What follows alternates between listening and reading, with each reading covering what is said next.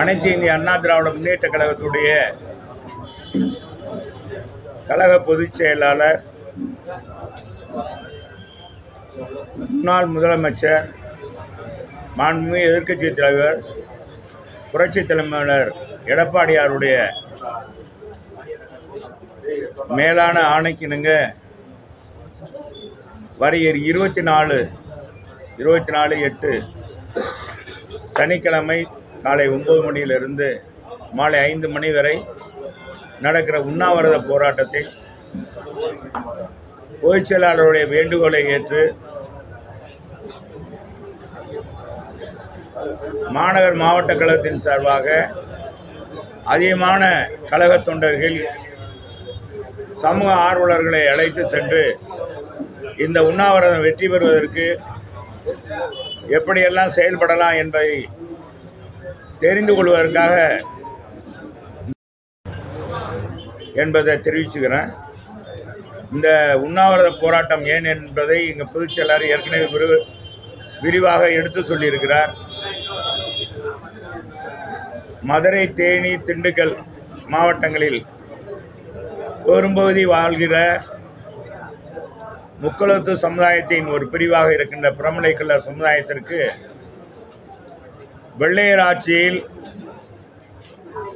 கொண்டு வந்த இந்த கள்ளர் சீரமைப்பு துறையை இன்றைக்கு இந்த ஆட்சியாளர்கள் மூடுவிழா காணுகின்ற வகையில் கள்ளர் பள்ளியையும், கள்ளர் விடுதியையும், மாணவர் விடுதியையும்,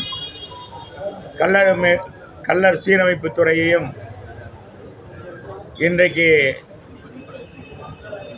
மூடுவிழா காணுகின்ற இந்த சூழ்நிலையை கண்டித்து நம்ம பொதுச் செயலாளர் ஏற்கனவே 17ஆம் தேதி ஒரு கடிதம் அனுப்பினார். அண்ணா திராவிட முன்னேற்ற கழகத்தின் சார்பாக இந்த மாதிரி நாங்கள் வன்மையாக கண்டிக்கிறோம். இது வெள்ளையர் காலத்திலே கொடுக்கப்பட்டது. இந்த உரிமை ஒரு சுதந்திர போராட்ட தியாகிகள் கைரேகை சட்டத்தை எதிர்த்து போராடிய 17 பேர், ஒரு மாயக்கால் என்ற ஒரு பெண் உள்பட 17 பேர் உயிரிழப்பை சமாளிப்பதற்காக அன்றைக்கு பெரிய கொந்தளிப்பை ஏற்படுத்திய இந்த சமுதாயத்தை ஒரு கட்டுக்குள் கொண்டுவதற்காகவும் மிகவும் வீரமும் தீரமும் மிக்கவர்களாக இருக்கிறார்கள். இவர்களை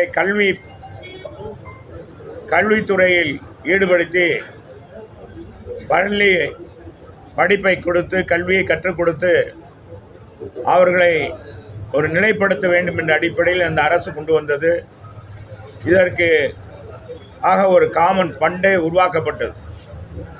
அப்படிப்பட்ட வரலாற்று சிறப்புமிக்க 100 ஆண்டுகளுக்கு பழமையான ஒரு கள்ளர் சீரமைப்பை இன்றைக்கு கெடுக்கின்ற வகையில், அது குந்தகம் விளைவிக்கின்ற வகையில், அதை மூடுவிழா காணுகின்ற வகையில் திராவிட முன்னேற்ற கழக அரசு முனைந்திருப்பதை கண்டிக்கிறோம் என்று ஏற்கனவே பொதுச் செயலாளர் அறிவித்தார்கள்.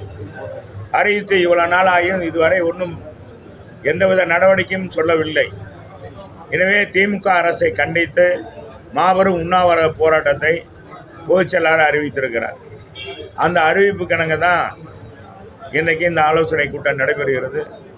குறிப்பாக உங்களிடத்தில் நான் சொல்லிக்கொள்வது, சட்டமன்றம் நடக்கின்ற பொழுதே, அலுவல் ஆய்வு கூட்டத்தில் நடக்கும்போதே முடிந்தவரை சட்டமன்ற அலுவலகத்தில் அந்த இடைவேளை நேரத்தில் இதனுடைய பிற்பட்டத்துறை அமைச்சராக இருக்கின்ற மாண்புமிகு அமைச்சர் கண்ணப்பன் அவருடைய இடத்துல நானும்,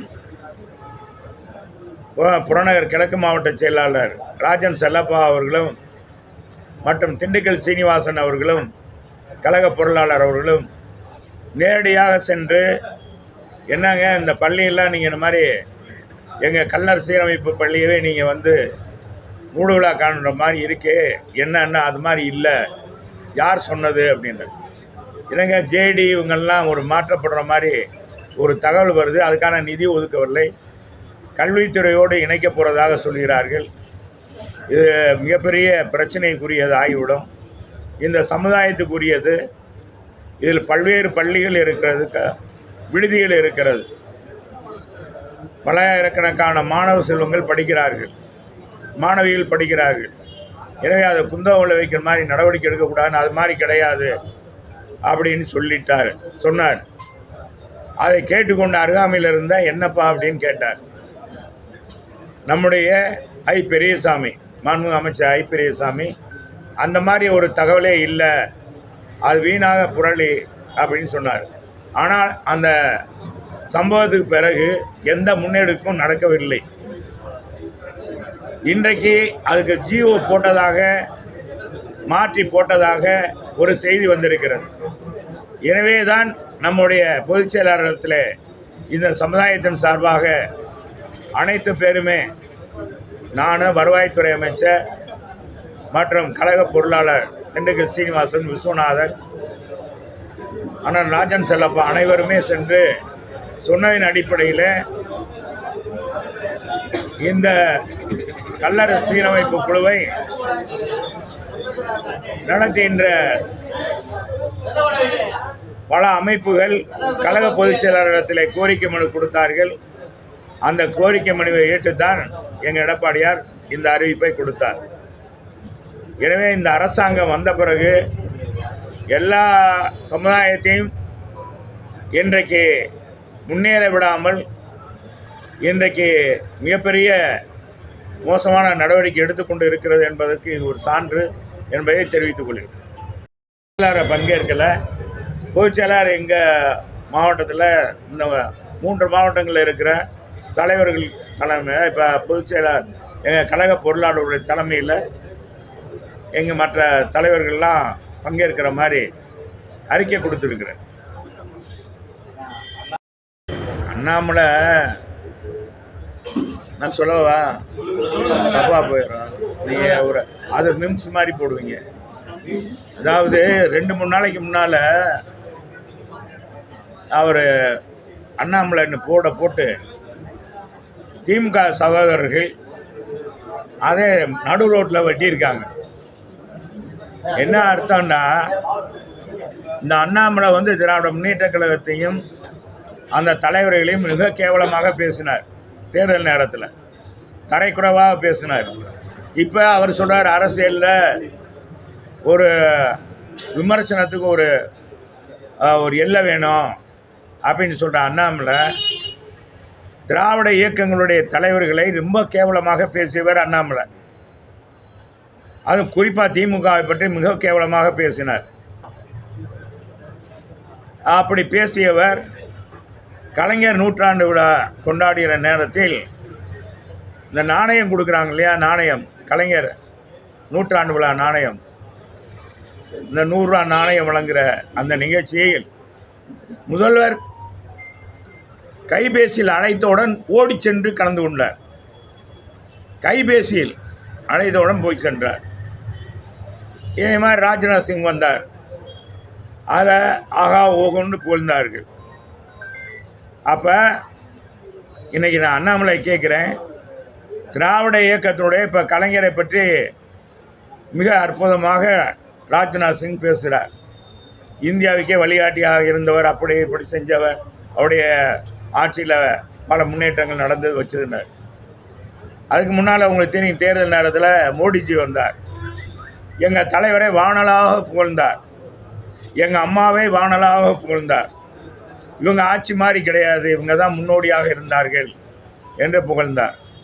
ஆக திராவிட ஆட்சியில், இந்த திராவிட கழகங்கள் ஆட்சி நடத்திய காலங்கள் 70 ஆண்டுகள் பின்னோக்கி சென்றுவிட்டு என்று சொன்ன அண்ணாமலை மாட்டிக்கொண்டார் என்பதுக்கு தான் ஆட்டை வெட்டினதாக அர்த்தம்.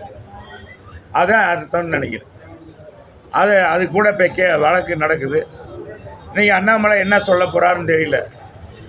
இன்றைக்கி என்னன்னா, திமுகவுடைய முதல்வர் தலைவர் ஸ்டாலின் அவர்கள் தன்னுடைய தந்தையாருக்கு நிகழ்ச்சி நடத்துகிறார். அது யாரும் குறை சொல்ல முடியாது. அதுக்கு தமிழக அரசு தமிழக வரிப்பணத்தை கொண்டு தான் அந்த விழாவே நடக்குது. நம்முடைய தலைமைச் செயலாளர் தான் அறிவிப்பு கொடுக்குறார். சிவதாஸ் மீனா தான் அதில் கலந்து கொள்ள வேண்டும், இன்னார் கலந்துக்கிறாங்க, இன்னன்னார் பங்கேற்கிறாங்கன்னு சொல்கிறார். மத்திய இணையமைச்சரும் கலந்துக்கிட்டார். இதே எங்கள் பொதுச் செயலாளர் வெட்ட வெளிச்சமாக்கினார். இது புதுசாக ஒன்றும் கலைஞருக்காக பிரத்யேகமாக இன்றைக்கி 100 ரூபா நாணயம் வெளியிடப்படலை.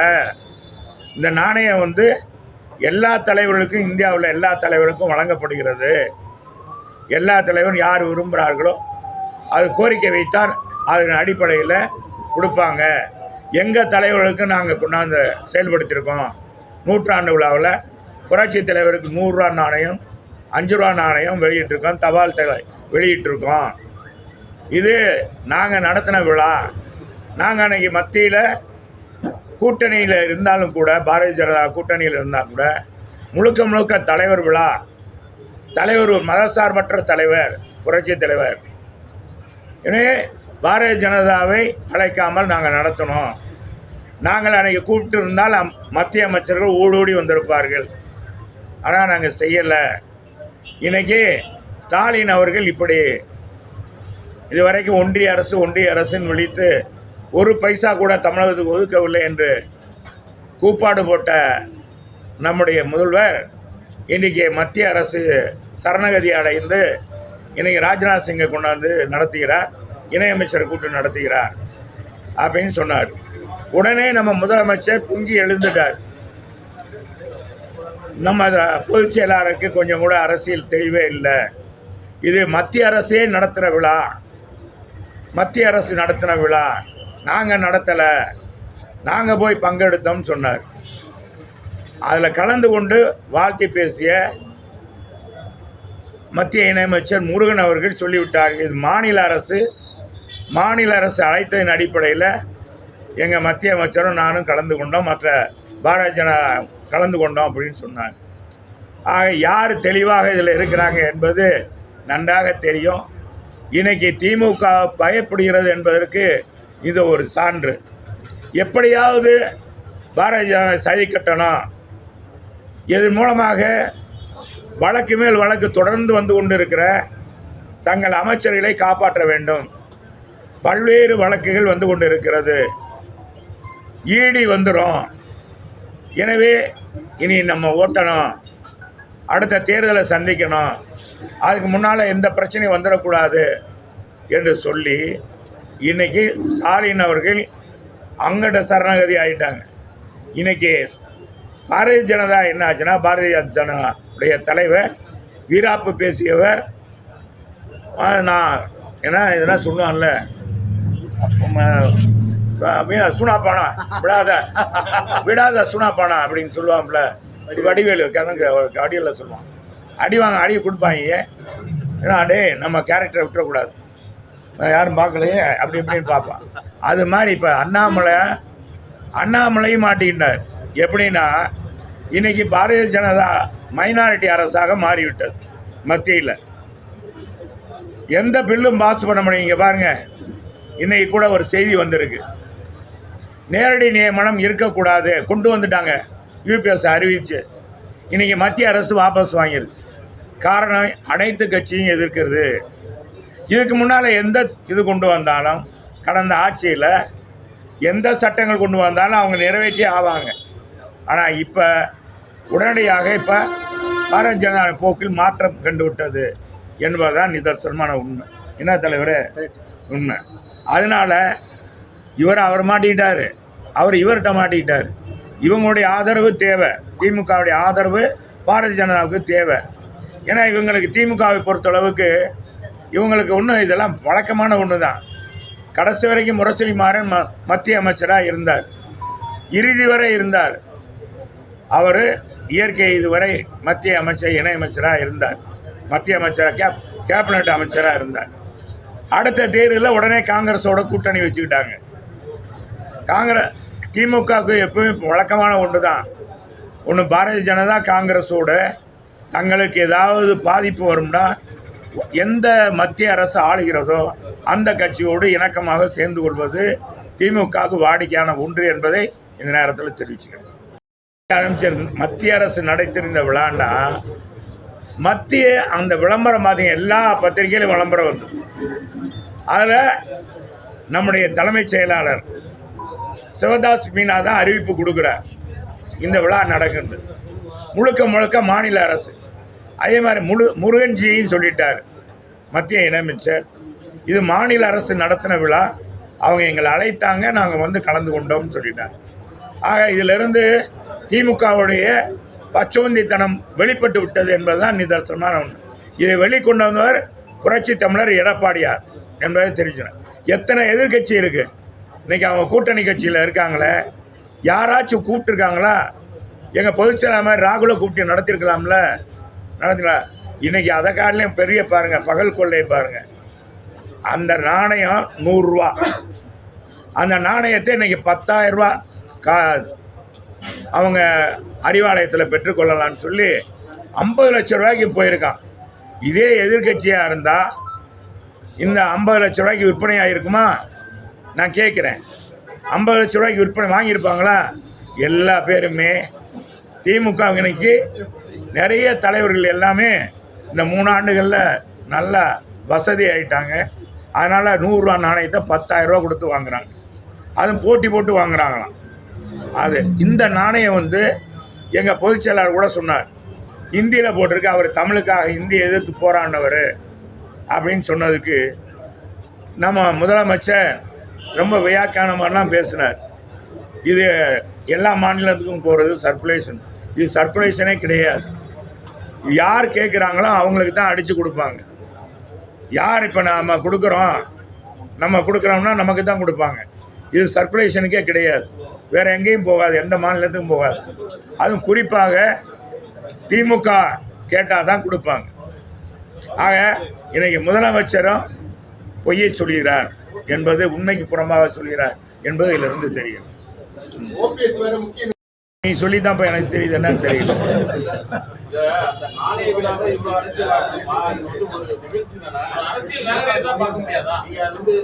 கரெக்டு, நாங்கள் நாகரீகமாக பார்க்கலாம். எதுக்கு நான் என்ன சொல்கிறேன்,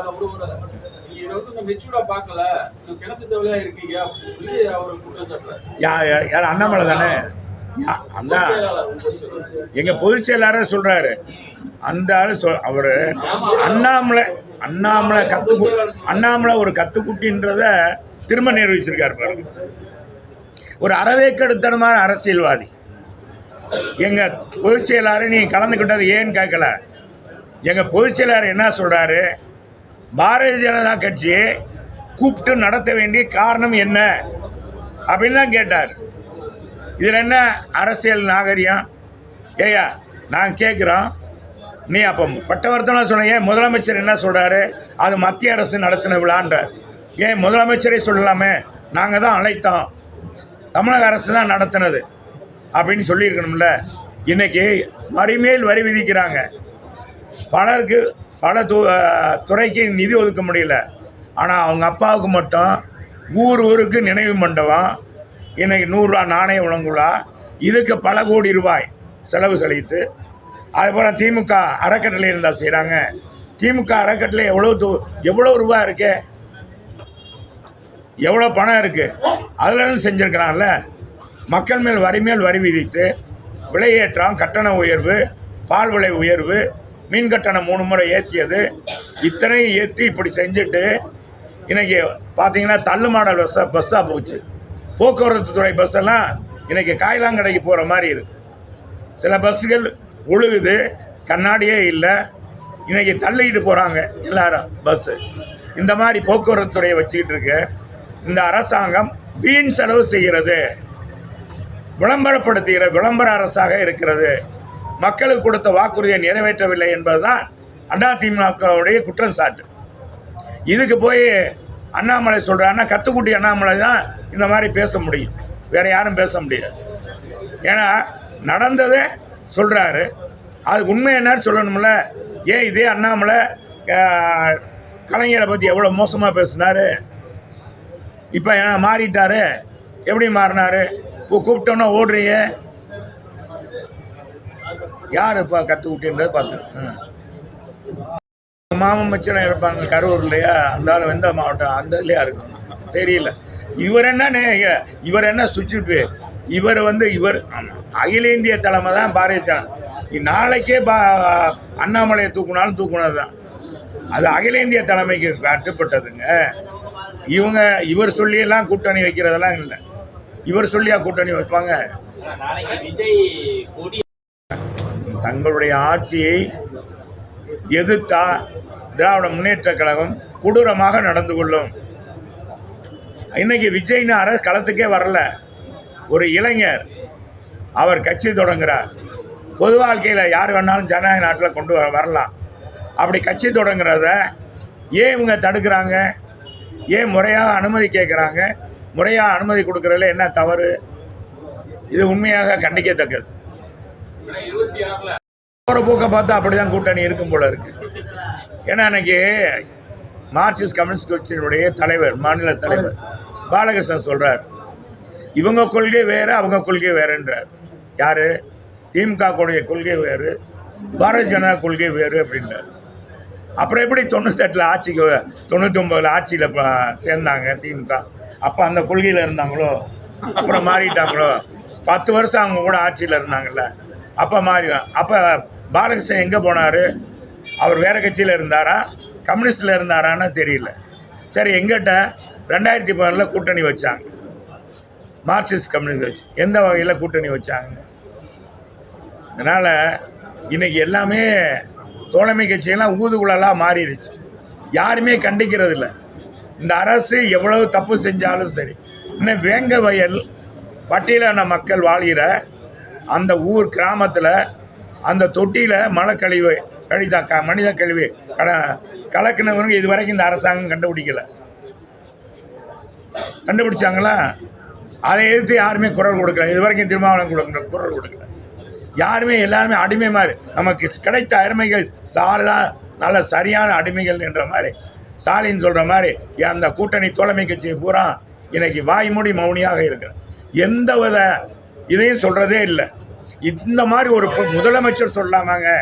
ஒரு மாநில அரசு நடத்தின விழாவை மத்திய அரசு நடத்தினு சொல்கிறாருன்னா, இதே ஏங்க நானோ இல்லை மற்ற எங்கள் அமைச்சரோ சொல்லியிருந்தாலும் எங்கள் பொதுச்செயலாளர் சொல்ல மாட்டார். சொல்லியிருந்தா என்ன நடக்கும்? வானத்துக்கும் பூமிக்கும் குதிச்சிருப்பார் நம்ம பொதுச்செயலாளர், அவர் முதலமைச்சர் ஸ்டாலின். பொய்யான தகவல் சொல்கிறாங்க அப்படின்னு இன்னைக்கு முழுக்க முழுக்க ஒரு குண்டாச்சட்டிகளை குதிரை கோட்டை பார்க்குறார். முழு பூசணிக்காக அமைக்க பார்க்குறார். குண்டாச்சட்டிகளை ஒருபான சோற்றுக்களை அமுக்கணும் மாதிரி பார்க்குறாரு. ஏன் சொல்லிட்டு போக வேண்டியதானே? நாங்கள் தான் நடத்தினோம், எங்கள் அரசு தான் நடத்தது, மத்திய அரசு கூப்பிட்டோம், என்ன தப்பு? நாங்கள் விரும்பினா கூப்பிடுவோம் அப்படின்னு சொல்லிட்டு போக வேண்டியதானே? இதே இதுக்கு மறைக்கணும் அப்படின்றதான் எங்களுடைய கேள்வி. அதுக்கு தான் எப்போ என்ன, அவருக்கு ஏற்கனவே உடல்நலம் சரியில்லைன்னு சொல்கிறாங்க. அவர் பாட்டுக்கு அடிக்கிறக்க தூக்கம் கட்டும். ஏற்கனவே திமுககாரங்களால் தூக்கம் கட்டம்னு சொன்னார். இப்போ எப்படி ஆக போகுதுன்னு தெரியல. அவர் நல்லா தூங்கணும், நல்லா ரெஸ்ட் எடுக்கணும், முதலமைச்சர் பணியை சிறப்பாக செய்யணும் அப்படின்னு தான் எங்களுடைய விருப்பம். சரி சரி வாங்க. சரியா வந்துச்சு.